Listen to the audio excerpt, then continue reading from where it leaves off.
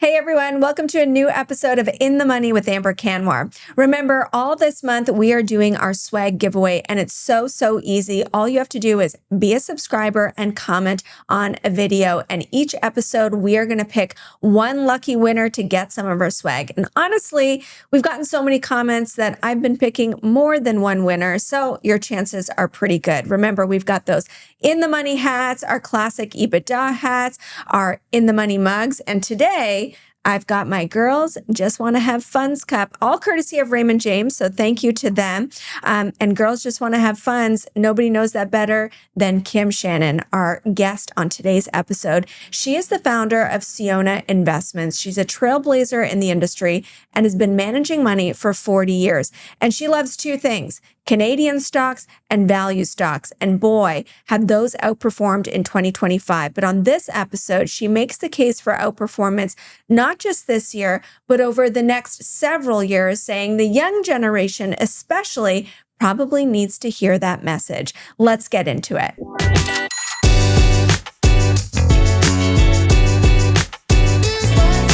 The information provided in this podcast is for informational purposes only and does not constitute financial, investment, or professional advice. The views expressed by the host and the guests are their own and do not necessarily reflect the opinions of any organization or company. The host and guests may maintain positions in any securities discussed on the podcast. Always consult a qualified financial advisor or professional before making any investment decisions. For over 25 years, Raymond James has been helping Canadians achieve their financial goals. They are Canada's largest independent financial services firm with over 520 dedicated advisors, $88 billion in assets under management, and capital market services. With no proprietary product to push, their advisors are free to focus on the unique needs of their clients. Whether you're saving for your children's education, preparing for retirement, or safeguarding wealth for future generations, Raymond James is committed to guiding you every step of the way. Visit raymondjames.ca today to discover how you can live a life well planned. Kim Shannon, thank you so much for joining us on the podcast. Delighted to be here today. I have been interviewing you for years, and I'm so excited to have an hour with you. And for as long as I've been interviewing you, I know you love two things. You love your Canadian stocks and you love value stocks. And here's 2025, such a gift for you, Kim Shannon, because both have done so well. I totally agree. It's been a treat. But the interesting aspect is the whole world still hasn't fully waken up on that, on either of those fronts. There's still two segments that are underloved in the marketplace overall and have a lack of investment. And they're creating there's a big opportunity in both spaces. And why don't I start with Canada? Canada, because of the cap-weighted benchmark globally, Canada has a very de minimis weight of 3.5%. And does it deserve only a 3.5% weight? It's the fourth largest stock market in the world. Well, every stock market in the world right now is 5% or less on average because the U.S. is sucking up all the airspace at 65 to 75%. So everyone is underweight in their domestic markets if you follow that as a rule. And who says that what your benchmark is how you should weight the market overall? And so we have in particular this fast growing pool of pension money in Canada that own on average 3% or less of Canada. And we, one of the fallouts of that is we've only had 2 IPOs in 2 years. So this is creating a wonderful opportunity, especially given how cheap Canada is today. You sound so excited about Canada, and I'd love to reconcile that against headlines, because if you read about Canada, there's nothing good happening. The data is bad. Job losses are piling up. But I did note, and I'm sure you did, Canada on the cover of Barron's. So some people are starting to pay attention. How do you reconcile the negative headlines, the negative economic data that we're kind of under the thumb of the US when it comes to tariff wars, and your optimism on Canadian stocks? And I think it goes beyond just the index construction. We've got a bunch of gold stocks and energy stocks, but Canada does also have to do well for the market to do well. Absolutely, all of that is in place. But for us, as an investor, The most important thing is the price you pay when you enter an investment. And right now, Canada is not as cheap as it was a year ago, that's for certain. But we're a much lower PE multiple than the US. We're up to 20 PE multiple, which is not super cheap, but, a lot cheaper than 27, 28, which is where the US is overall. We're half the book value. We're double the dividend yield. So we have a bigger future. The most predictive way to forecast markets is using the 10-year average Schiller PE multiple. And it's suggesting that the go-forward Canadian return based on, 170 years of financial market history, some people use a shorter time horizon, I like more, is suggesting and it's more cautious. So I can get you a bigger number, but it's suggesting that Canada's in the next 10 years on average will return about 5 to 7%. The US and the global benchmarks, which is where a lot of assets are sitting today, their expected return is a mere 1%, and that's including dividend yields. So what's wild about that is that would be dramatically lower than what we've been seeing out of the US, in recent history. And I'm trying to understand why that is, because I've actually had several guests come on and kind of say what you're saying, that a shift is afoot. But then you look at a stock like Oracle, which clearly AI is real because their backlog is $455 billion. That's a backlog of business. This huge mega cap soars 30% in one day. That's such a big, shiny object compared to the Canadian markets.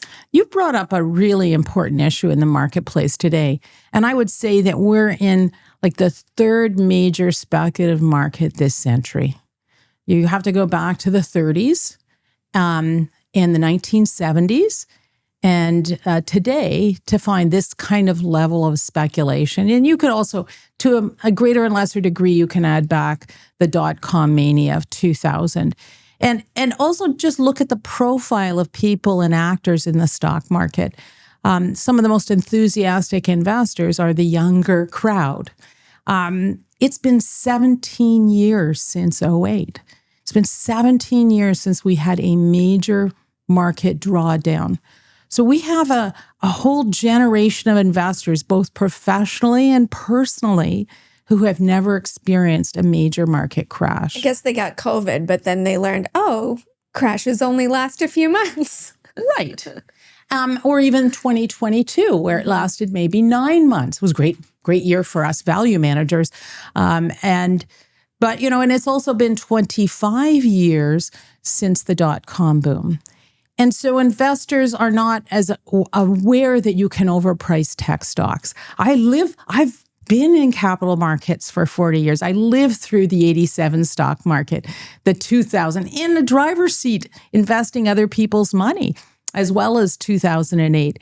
And seen these kinds of markets before, and how markets react when they, at the very top of the market. There's a great book out there called The Anatomy of a Bear Market by Russell Napier. He's a world-class economist. And he looks at the media in the 3 months leading up to the peak of markets historically, and then 3 months after. And what he's found is you get both voices in the media. You get raw, it's going up further, as well as the cautionary tales. And it's almost impossible for the retail investor to read between the lines and figure out where the market's going.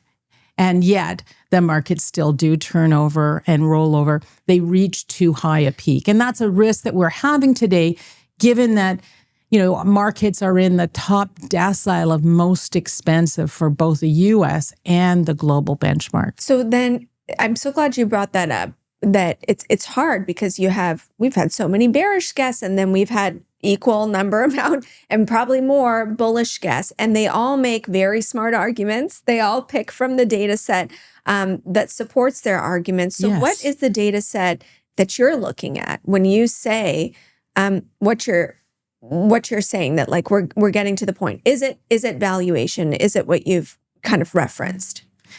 That's what we believe. The best prediction of equity markets has been the Schiller PE multiple.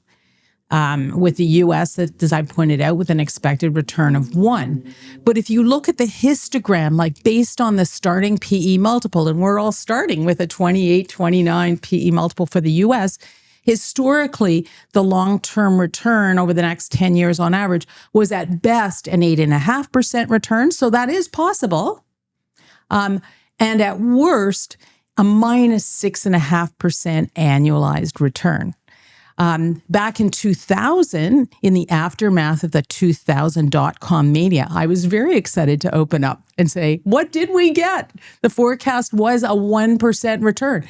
And the return was 1%, the long-term average. It was kind of shocking, but true. So that's our best guess today for where the U.S. and the global benchmarks are going. Are you a perma-bull on Canadian value? And I ask that because I think that's a fair question to ask. Like, I want to know what makes you change your mind.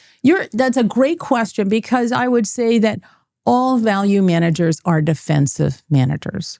I came from a modest background, as a lot of investment people do. And I understand the value of money. I watch my parents scrimping and saving to give us just the basics of life. And so, I know what it's like to put money aside for the future. You don't want it to disappear fast. You want the sure bets. And so as value managers, we're trying to buy great companies inexpensively. And if there is a market correction, they should be defensive on the downside. And that's when value wins. In 2022, people were saying, how come value is winning? It's not like value stocks are racing to the moon. No, they were just falling less. But again, and maybe this is, the young person's mentality, that it's been a very long time since the financial crisis. If you have that long-term time horizon, these large growth companies have delivered for you more than a dividend payer. Like Microsoft in the last 10 years up 1,000%, and the TSX is only up like 200%. These are big, huge gaps. So I hear you on capital preservation, but you've also missed out on capital appreciation if you ignore the very real businesses and the very real cash flows that these large companies are generating. But you're coming down to fewer and fewer companies that are creating miracles right now. And I would say that right now, since interest rates are very important for markets, and after 40 years of disinflation from 1981 to 2000, interest rates fell to record lows in financial market history, and they have risen since. And these interest rate cycles tend to be a minimum of 20 years. So we're 5 years into an inflationary cycle. Not saying it necessarily goes a lot higher, but that it's not going back down to the prior lows. And when so in this environment, the value style tends to outperform. So we have had a stealth value recovery, and you can really see that in Canada, and you can see that in Europe. You can't see that in the US because of a handful of stocks called the Magnificent Seven. And it's never fair to say, well, if you take these exceptional stocks out, the overall market looks different, because it always does. But you can see that the value indexes in both of those regions, both Canada and Europe, are handily beating the growth segments. But if you look back in history for indications, like looking back at the 70s, the Nifty 50 mania, and looking back at 2000, you can say, how long did it take those incredible growth stocks of those time periods, which were exceptional companies, how long did it take them to go back to their market cap highs after they collapsed? And how many of them went back to their market cap highs? And very few ever did. And, in the aftermath of 2000, we're now 25 years later, I believe only 2 stocks ever went back to their market cap high, and quite a few of them no longer exist. And in Canada, Nortel, JDS, it doesn't exist anymore. Who talks about Cisco all the time, or Intel? These were major stocks, Sun Microsystems. So the fact that they're magnificent today doesn't necessarily mean they're going to be magnificent in the future, because the embedded expectation for enormous capital appreciation is so embedded in those stocks, and the disappointment will be so bitterly felt. You mentioned rate cuts, and I think that's important to unpack right now because we're likely to get rate cuts at a time where the market's at all-time highs.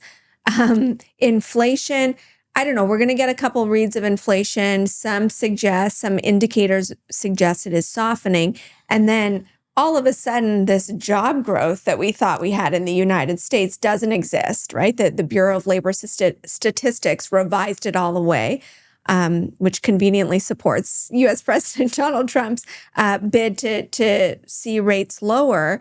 But how do you think about the risk of rate cuts in this environment? On one hand, it's generally supportive of equities and a risk-on mood. But on the other hand, if you're cutting in not ideal conditions, it can create problems. The government only has control over the short-term rates, and the market controls the long-term rates. Yes, Mr. Trump wants to stimulate. That's his modus operandi. But once you're in an inflationary environment, and if you look back at the annals of history, interest rate cycles tend to be 20 years, roughly. After major wars, they tend to actually be a bit longer. And inflation tends to come in waves. Torsten Slok is the Apollo's top economist. It's easy to get his data. He's more than happy to give it away for free. You don't have to be an Apollo customer. Even just this week, on the weekend, he redid his famous inflation chart. And what he does is he shows the inflation waves of the 60s and 70s leading up to that, runaway inflation rate of 10-year government bond, and that prices equities. 10-year government bond yields hit 15% and mortgages went to 21%. So we've been unhappy with mortgage rates in North America for a little while here. They're a little better recently, but we would really not be happy if they went back up to 21%. What happened in the 1970s is Nixon persuaded the central banker. He influenced him, said, "I'm fighting the big fight. I'm fighting the Vietnam War. I'm trying to get reelected. You've been making my job difficult. Could you take your foot off the pedal and let rates drop a little bit in the short term to give me enough stimulus that I can get reelected and fight the good fight?" And Baker listened to him. Baker actually said it was the worst mistake he made in his life. And he was, And Powell does not, it seems very clear he doesn't want to do this. Yeah. Because what Torsten Slok is doing is he's showing the picture of the inflation cycle back then and laying the current cycle on it today. And we are in this dip here, and we have Trump wanting him to take his foot off the pedal. But at that very instance back in the 1970s, it led to the 15% mortgage rate. That stimulation stimulated inflation. And core inflation is strong in the U.S. And that is a big concern. And so, a lot of people in the capital markets are very supportive of Powell's desire to hold strong and that they have the freedom to do the right thing, not what's politically expedient. So that's the big challenge that's going on in the marketplace today, because he can drop rates. He can, come May, fire Powell. He's known to surround himself with sycophants. And I understand I have to explain sycophants for some people. And that's people, yes, men and women. And Trump has made it very clear what he wants them to do. And so if they do drop the short-term rates, I'm sure the market will punish them. We've had things called bond vigilantes in the past. And they may, they have a greater control on long rates. And you have been seeing longer rates going up recently on fears. So he only can control the short rates. You have to keep that in mind. And I guess broadly that supports your view, value, Canada. This all goes back to, and Canada benefits from inflation, as does the value investment style. National Bank Financial did the research a couple of years ago, going back to 1970, found 5 periods of inflation. And keep in mind, 1970 was the big run-up in inflation till recently. And in those 5 periods, on average, Canada outperformed the U.S. by 8.2%. And that's what we saw in 2022 when inflation was very high. So history can give you some indication. It's never exact. It's not perfect, but it's not. What else do you have to use overall? And so Canada does well in inflation. And why? Because we are still one of the most resource-oriented markets in the world. And at the beginning of inflation in particular, it's never perfect, but, inflation gets translated into the repricing in commodity markets, and Canada benefits from that. All right, let's see if we can find some stock ideas in all of this. Let's dip into the mailbag.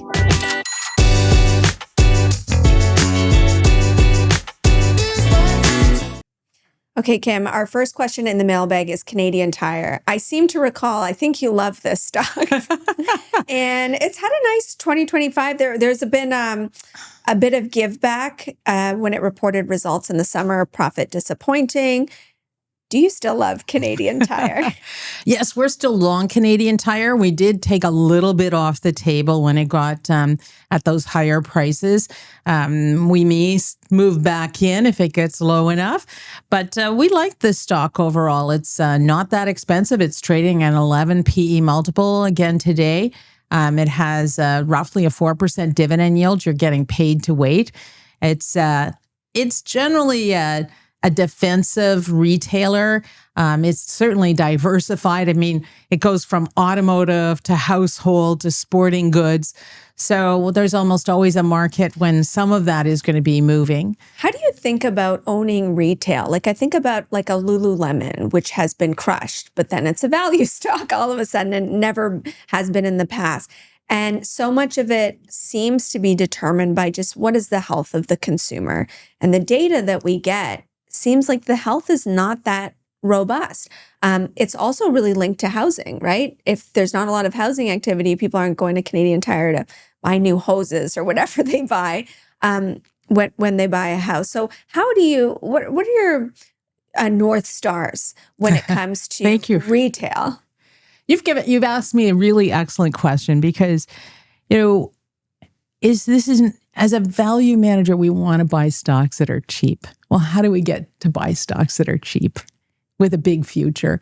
Is because they're in some kind of trouble. They're either overlooked, they're underfollowed, the cyclical nature of the market's moving against it. And it creates this opportunity. And as the stock gets cheaper in price, the dividend yield inevitably goes up. And a stock like Canadian Tire, I mean, the company's been around over a century. It's been in the stock market quite a long time. Got a lot of history. We can look back in history about how high this stock trades, how low this stock trades, what the average trading level is. So if from the lows on a stock to its average, we can get a decent return greater than average annual market returns, that's a great investment. And that happens from time to time on a Canadian Tire. In my 40-year career, I've been in and out of Canadian Tire a lot of times in the past. Once in a while, you do want it to look weak and give you an opportunity to own a great Canadian franchise. I mean, the company's ubiquitous. No American competitor can come into this marketplace. They've tried over and over again. There's 1,700 stores. The mythology, which is probably still true, is that, there's a Canadian Tire within 10-minute drive of 80% of all Canadians. As soon as there's a new subdivision, they throw in a Canadian Tire. And men who are notorious for not liking to shop, they love shopping at Canadian Tire.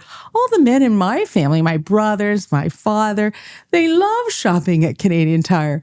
So, it's one of those franchises that is unassailable in Canada. And once it gets weak, it's a great opportunity to buy, but you just have to have a longer term horizon than the next 6 months or a year. All right. And it's interesting that you've been in and out of it. So you haven't, when the valuation gets too much is when you start to trim.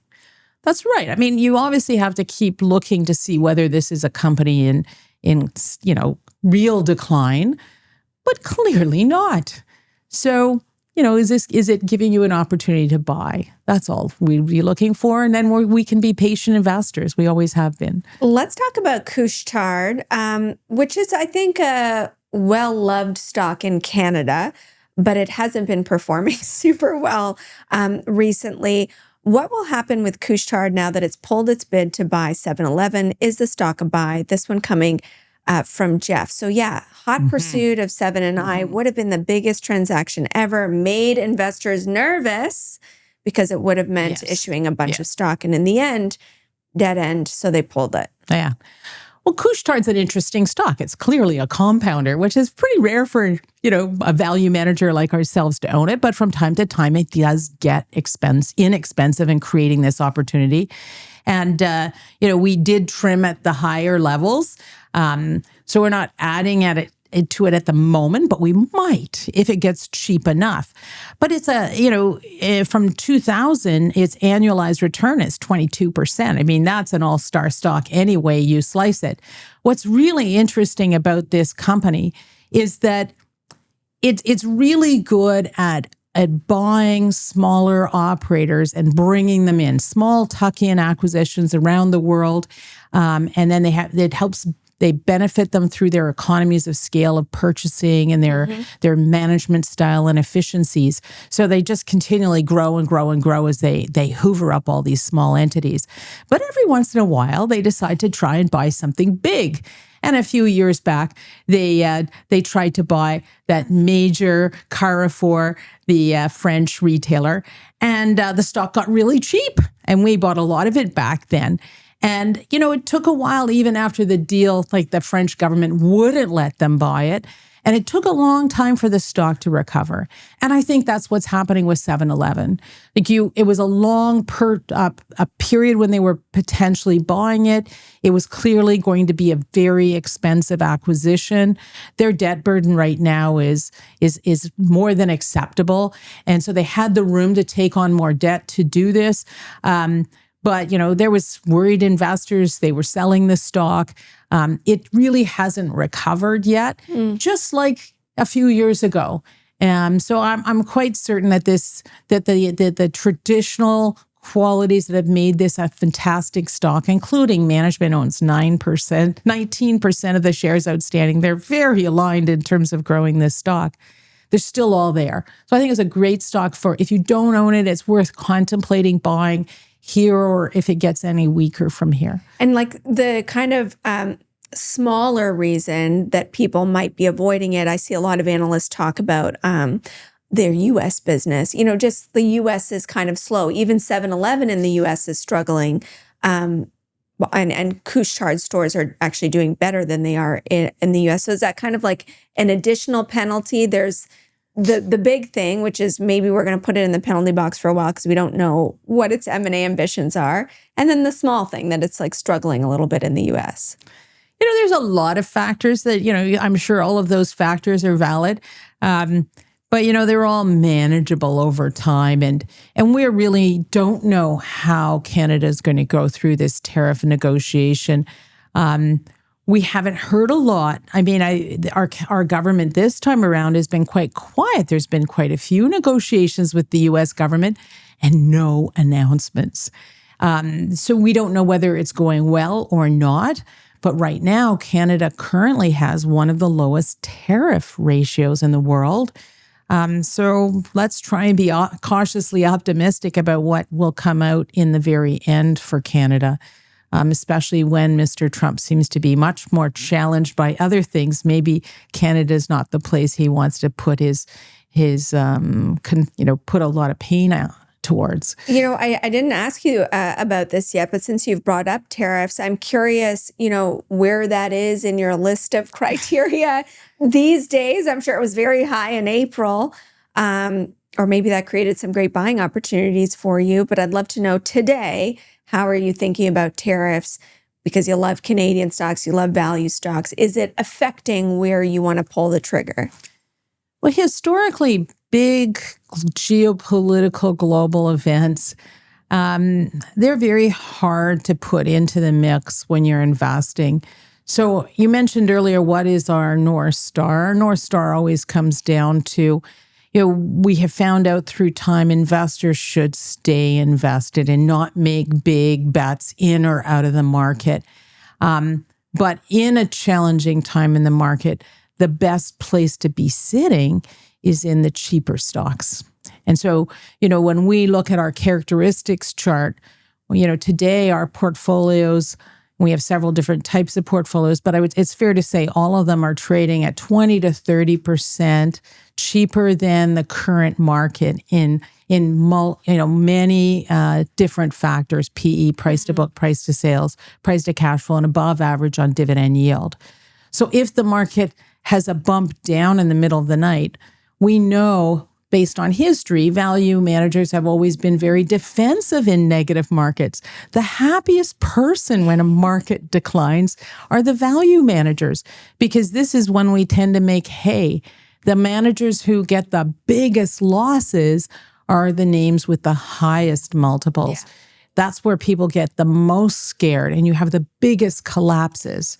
Like, November 2019, you had stocks like Shopify, it fell from well over $200 a share. And at the very bottom, got down to about $40 or $50 a share. You're not going to see that with a Canadian Tire. You're not going to see that. Not in a short period of time. You're not going to see that, with a major Canadian bank. We have some of the highest capital ratios in the world. And we have one of the strongest regulators, a proactive regulator, not a reactive regulator. A favorite of defensive strategists or defensive portfolio managers tends to be the telcos, tends to have low valuation, high dividend yield. It's been a very difficult environment for Canadian investors. And so Debbie wants to know, what is your favorite Canadian telco stock? Do you have one? Do you like the sector right now? Well, we are overweight the sector. We're not currently actively buying. We have an overweight position. We're in both Quebecor and Rogers. Rogers is sort of the bigger name that people are much more familiar with. And, telecom companies are like utilities. They have a lot of debt. And, but because they have contractual revenues, money is coming in every month, people have signed up for longer term contracts, it's a pretty dependable flow of cash flow. So these entities, yes, they're heavily indebted, but they also have really good cash flows and, generally speaking, really good free cash flow. So they like utilities, can sustain a higher level of debt. And so the world generally accepts that. However, in this current environment, we're starting to see liquidity squeezes showing up in the marketplace. So people are becoming much more concerned about indebtedness, and stocks like Rogers, that's become more of a concern. But you've seen Rogers taking a number of actions to address that. In particular, they sold their backhaul 49%. So they still control it, but they sold it to a collection of hedge funds and pension funds, and they collected $7 billion. So that really helped them bring down their level of indebtedness. And they're doing various things to the other interesting asset within Rogers is the sports media, Maple Leaf Media. And, you can sit there and say, well, that's a big distraction for the business. But, they owned a portion of it. Then they now have essential control. And with this essential control, they have a lot of optionality. And the underlying value in the marketplace, the so-called NAV of this asset, is arguably about $15 billion, which is half the market cap, which could deal with a lot of their debt burden. So they have a lot of levers to pull. And so I think that some of the concerns may be overwrought. This stock is has one of the best expected returns out there in the marketplace today. They bought that stake from BCE, and this might be a good teachable moment on when a value stock is not one that you want to chase lower, or maybe it is. I'll ask you just point blank, did you look at BCE? It has been an underperformer even after the dividend cut. Sometimes you see a little bit of a re-rating. It hasn't been super meaningful. Why isn't BC in your portfolio, Miss Value Investor? Because we've made our choices in the past, and we're bigger fans of what we think can happen at both Rogers and Quebecor than we are about BCE or even TELUS, for example. So you have to make your bets. You can't own all the names. And so that's where we're at, and we're comfortable with those names. Quebecor has been a home run, and it's doing very well. How do you think about how long you hold a name like that?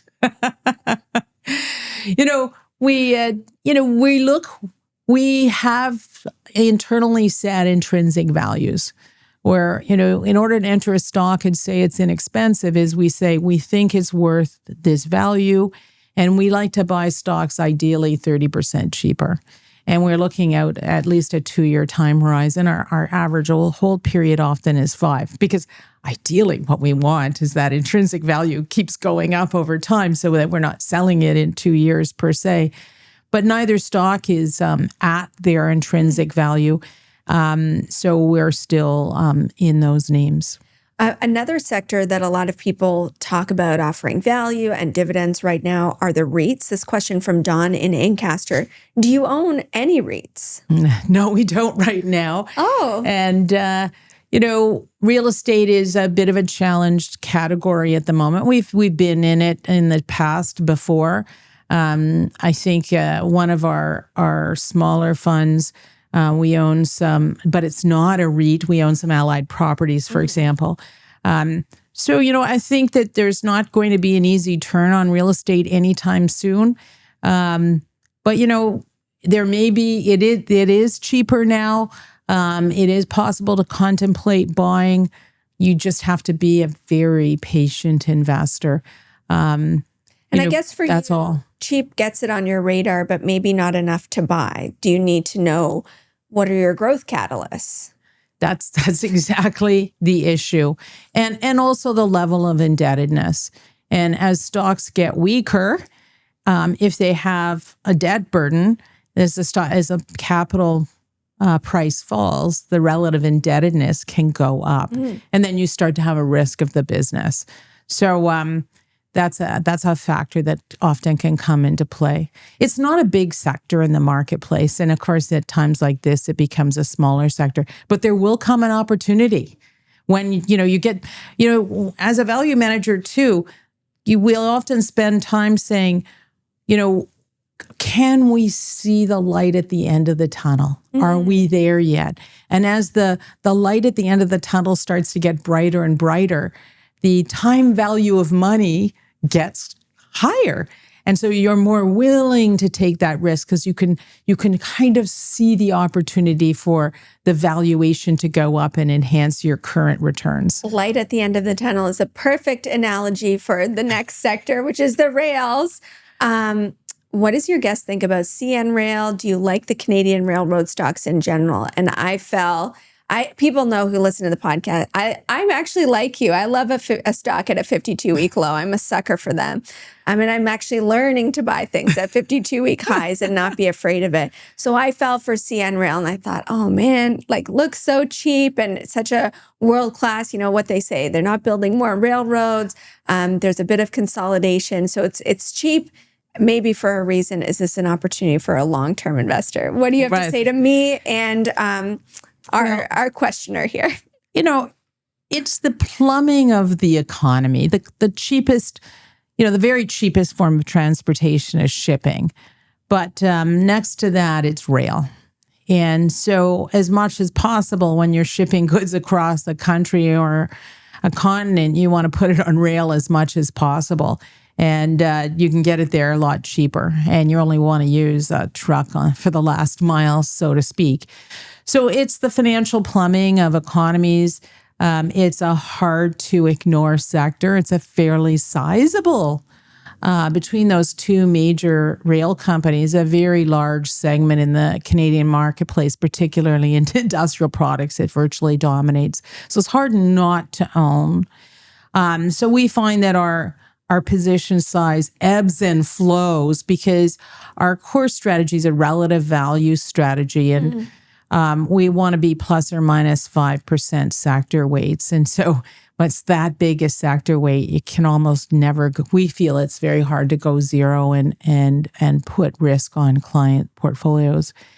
We're getting more and more interested in the rails today. Because they are a lot cheaper. They're so cheap. And but we're being very price sensitive, and looking for, we have a target where we would like to take more on, but not quite there yet. So we could see more downside before you're ready to go in. We're already there, so we're going to participate. Yeah. But we're very concerned about how expensive markets overall are today, and that there could be a bump in the night like we saw in 2022, at which point, most stocks come down. And if you've been waiting for good stocks to get cheap, this becomes your opportunity to step into them. I want to know how a Dollarama would do if there's something that goes bump in the night. This is when I said I'm learning to buy stocks at all-time highs. Dollarama is one of those stocks. It went down in all its years as a public company. It's gone down once in 2018. And of course, that was the year I sold it. And I missed out on years and years of gains. So I got back in recently. But, I'd love to know what you think, because you're a value investor and this is not a cheap stock at all. It is not a cheap stock. We did own it in the past. We did feel compelled to take it off the table. It is, a remarkable growth stock. It's very well managed. It just continually keeps chugging along. So it is an interesting stock to contemplate if it does ever get beaten up again, to contemplate, as long as you believe that the management approach and the economies of scale remain within that business. So, It will feel some pain if the market overall comes down. But, it is an interesting stock and, one of those stocks for the long run. But, if we're also very cognizant as value managers, we work hard at our characteristics chart, especially when the market is so expensive. We really do want our portfolio to look cheap relative to the market, because then we know that we will be defensive if the market comes down. So I don't really have a criticism about that stock. It is pricey, though, which means it is vulnerable to some kind of correction in a weak market. All right, let's find out what you do like and get into your pro picks.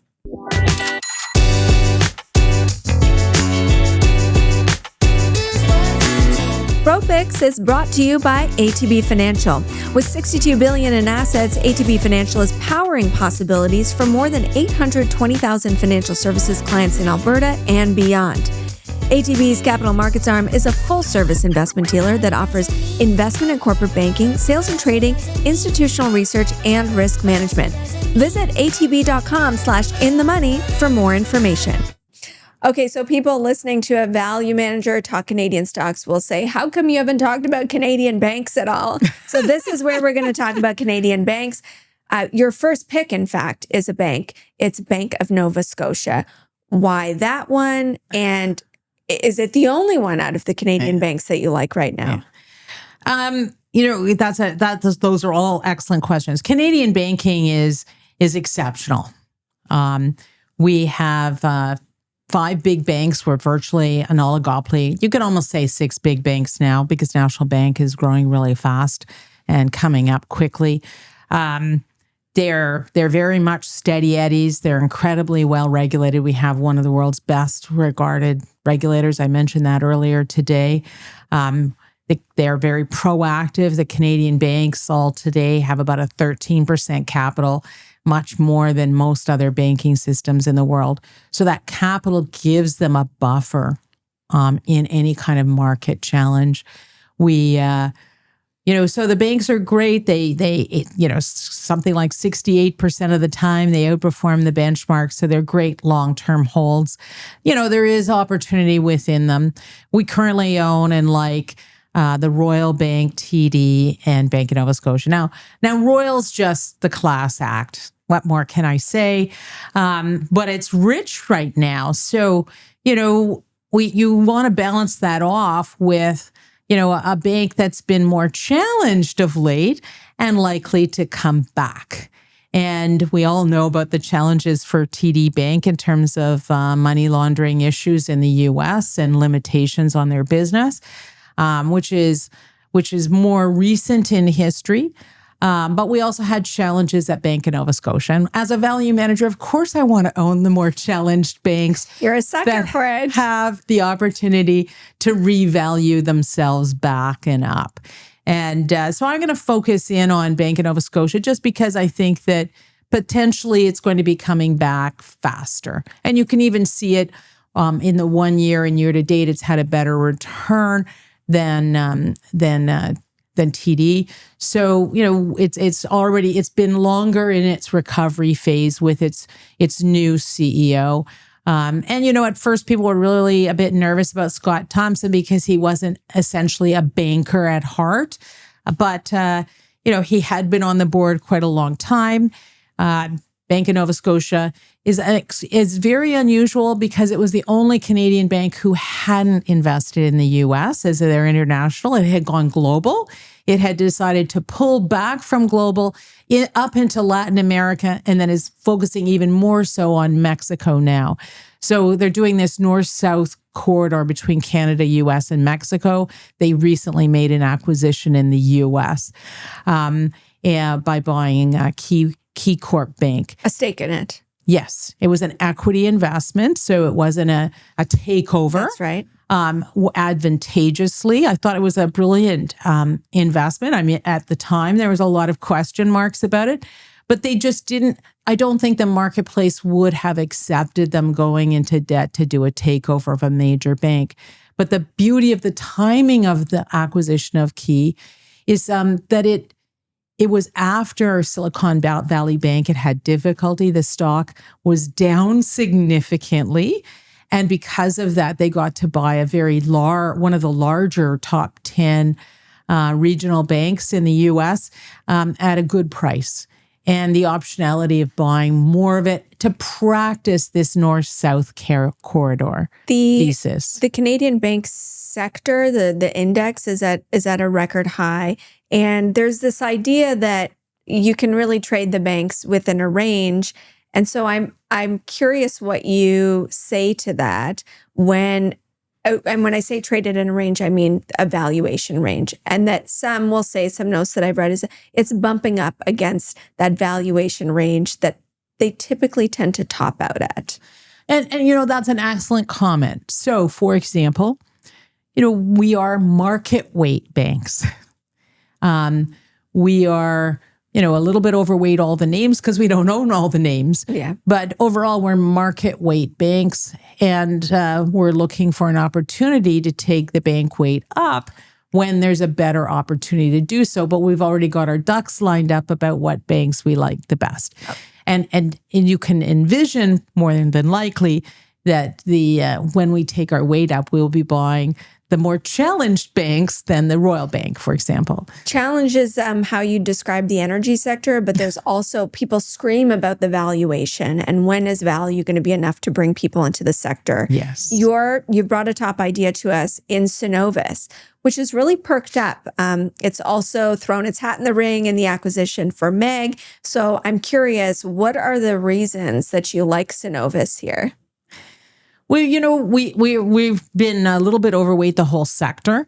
I think I just want to step back. I mean, the oil and gas sector is now a dividend yielding sector. They've stopped going out there and doing lots of exploration.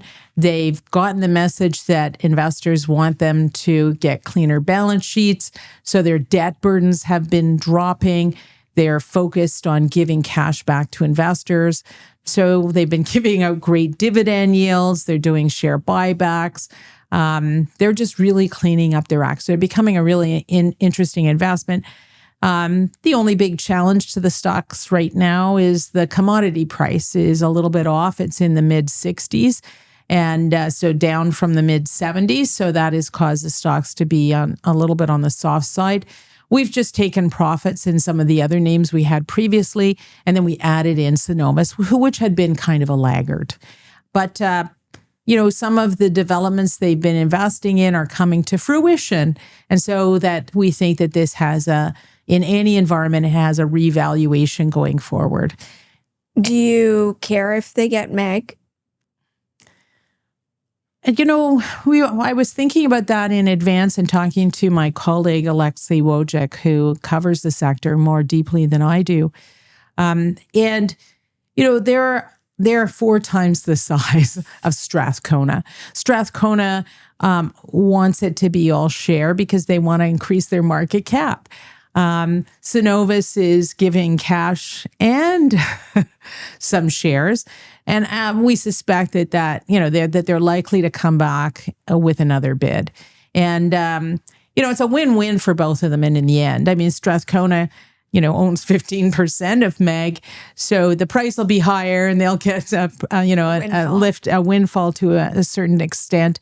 But we suspect more investors will want to tender to a Cenovus with cash in hand and a stock that's much more liquid, with 4 times the market cap overall. And you like that as a Cenovus shareholder?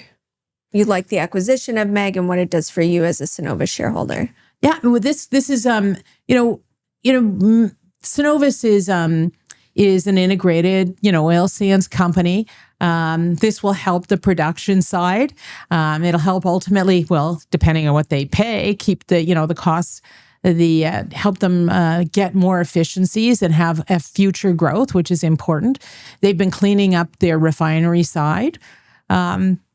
We think it could be very additive.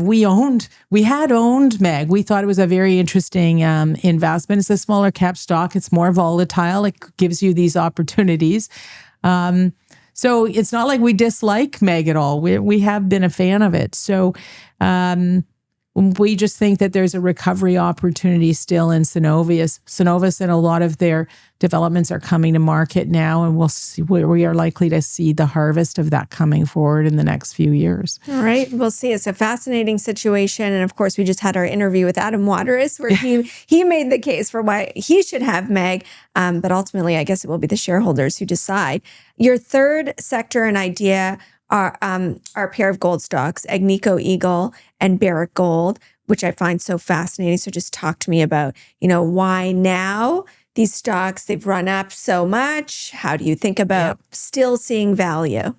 It's also interesting as a value manager that we own gold and that we're virtually market weight gold. And I also want to step back and say that gold is a very volatile sector.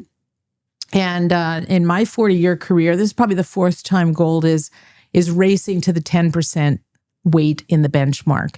So as a value manager early in my career, I wouldn't own gold because back in the day, gold stocks always traded at 20 to 50 PE multiples. Now they're starting to trade at 25 PE multiples. And 5 years ago, they were very cheap as a segment. So we are market weight gold, which I've never been my whole career. But I think there's bottom up reasons to own gold from a reasonable pricing perspective. And that turned out to be a good move because we've seen the commodity price move very directly. The stocks themselves have lagged the commodity price move. We think that there's more catch up in terms of that going forward. I think we've all seen recently gold going to $3,700 an ounce. So it's an interesting sector. And as a value manager, for us to be fully weighted gold is, in my mind, pretty, unique. But it's also a unique set of circumstances, especially in an inflationary environment where the commodity will tend to move with inflation as well. It's interesting because, since you have been around for 40 years investing in the sector, when they were terrible stewards of capital, even in good gold environments. So it's interesting that, you're owning gold at a time you rarely, when you almost never do, and you like the stocks. And they're not indebted. So, the stock that everybody loves and everyone seems to need to own right now is Agnico, and we were in it. And we've been taking money off the table to buy Barrick. So you'd basically ask for a sell story, and it's a half sell story because it became such a large weight. It became a risk in our portfolio. We always try and manage risk, single stock risk. So we took some of that risk and we said, let's go find the challenged entity. And Agnico, just going back to that as well, it virtually has no debt. Let's get real on this front. So that's pretty extraordinary. It doesn't really pay a dividend. It is a gold stock. It's a 1% token dividend. Yeah. But it's just a classy operator. It sets expectations low and it exceeds them. Its all-in cost is a little over $1,000 an ounce. We know where the commodity price is. So, very profitable, efficient, well-managed. It's the go-to stock in the sector that people are very pleased with, and we are as well. But, it was time to take some of that exposure away and diversify. So we went to the more challenged bank, which is Barrick, and it used to be the leading bank, the leading gold stock in Canada, and it's had its challenges. Which recently changed its name. It's got more copper in it. Often gold is a byproduct for copper development, so you get the benefit of both commodities embedded in a Barrick overall. But it's a lot cheaper and has an opportunity to revalue upwards, and that's why we kind of made that overall switch. And then it's got a 2% dividend yield. And, it's a little bit cheaper than Agnico. So we just think it's more of that revaluation overall. Interesting. You like the sector, so you're kind of rotating from winners to ones that have. We also own Franco-Nevada, and you own, which has had its own issues, obviously. But a nice recovery. Yes, indeed. We had to be patient. Kim, what a pleasure. Thank you so much for joining me. Oh, thank you. It was great. I always learn so much. You're such a trailblazer in the industry, and I really appreciate you taking the time. That's Kim Shannon joining us from Sionna Investments. Make sure you stay tuned to our next episode. We're taking a stab at technical analysis. We'll see how that translates on the podcast, but I think it will do really well because we've got Katie Stockton, who is an absolute pro and has wonderful insights. So if you've got any questions on technical analysis, Katie Stockton of Fair Lead Strategies will be our guest. You know what to do. You can get in your questions, email us at questions@inthemoneypod.com or find us anywhere on social media @inthemoneypod, and we'll see you on the next episode.